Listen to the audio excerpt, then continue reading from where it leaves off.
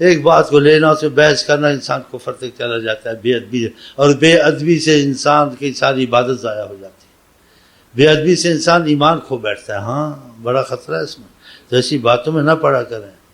اور آپ اس باتوں پہ چلے جو قرآن حدیث کے اصول ہی تم کو بتاتا ہوں، اپنے سے نہیں گھڑتا ہوں میں لکیر کا فقیر ہوں، جو قرآن حدیث میں چلنا ہے بس، جو قرآن حدیث سے باہر قیاس ہیں اولیاء کے، انبیاء کے یا اوروں کے، اس کا مفہوم سمجھ میں چھوڑ دینا، لیکن خدا رسول کی بات کو نہیں چھوڑنا۔ آپ خدا کی بات پہ نبی کی بات کا مفہوم سمجھے گا ٹھیک ہے، اس توقف کرنا، باقی صالح ہیں اولیاء ہیں جو کچھ کہتے ہیں ان کو واللہ عالم کہنا گھسنا نہیں ہے، وہ آ کر قوالی نے کی قوالی نہیں کرنی ہے، سنت نہیں ہے، اس میں اختلاف ہے، اور جو کرتے ہیں ان کو برا نہیں کہنا، کرنے پڑے، ان کو برا مت کہو۔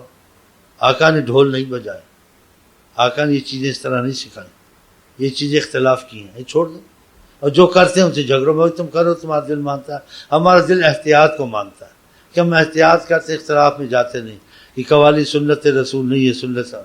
ہم اختلاف میں نہیں جاتے۔ آقا جی لا الہ الا اللہ الصلوۃ والسلام ویسے ہی پڑھ لیتے ہیں، لیکن لازم کر کے اذان میں نہیں کہتے، کہہ دو حرج نہیں، جب لازم کہتے ہو حرج ہوتی ہے، اس لیے تم کہتے اس سے اذان ناقص ہوتی ہے، اصل نہیں کہا، تو پھر صحابہ کی اذان ناقص تھی، آقا جی نے ناقص اذانیں دی ہیں، تم کامل اذانیں دینے آئے ہو،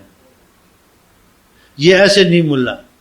ہاں اگر لازم نہیں کرتے ہو، کہنے میں کوئی لازم کہتے ہو اب غلط ہے، اس لیے کہ تم نے کہا کہ بغیر اذان ناقص ہے، تو پھر آقا کی اذان سب ناقص تھی، تم آقا سے آگے آ گئے ہو،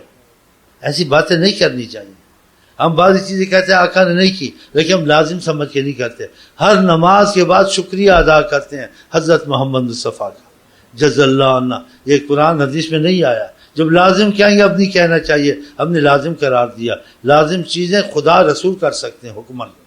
حکمن خدا اور حکمن حضرت محمد، باقی حکم نہیں اچھا سمجھتے کر لو، جب حکم لگاؤ گے حکم کا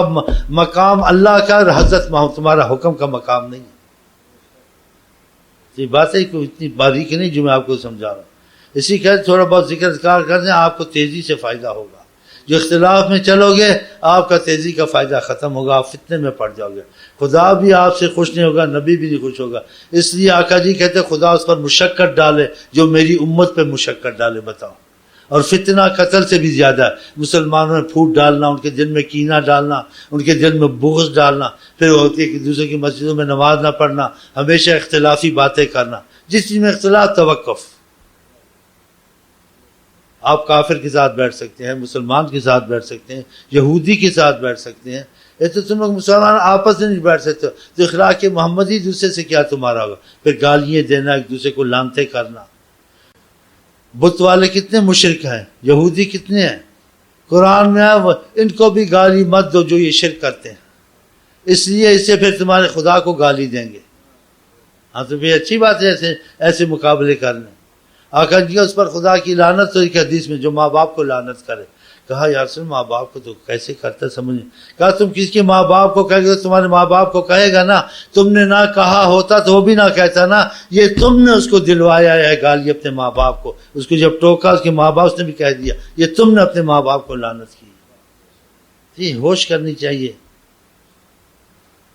اگر یہ نقص تمہارے نکل گئے، یہی جو وظیفے پڑھتے رہے کتنا تم پر فضل ہوگا۔ ان باتوں سے بیچ میں غیبت کرنا، کسی کے مثلا برائی کرنا، کسی کا یہ اور پہلے بتایا ہے، اس سے بھی اعمال برباد ہوتے ہیں، تو ان نقص کو چھوڑ دو تاکہ تمہارے اعمال کا پھل تم کو چاشنی اس کی ملے،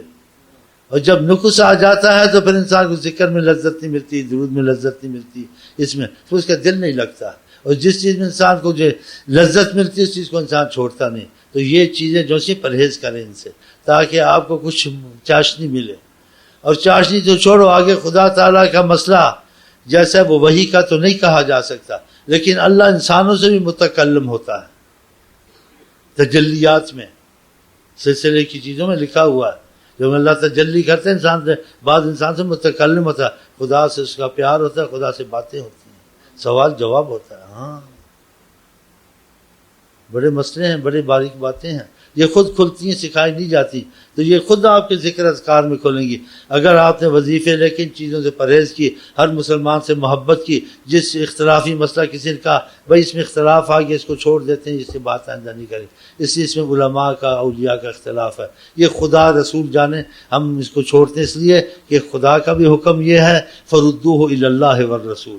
فإن تنازعتم فی شیء، جس چیز میں جھگڑا آ جائے، بحث آ جائے، اس میں نہ پڑھو، خدا رسول کے حوالے کرو۔ اور آقا نے کہا پہلے لوگ ہلاک ہوئے اسی وجہ سے جب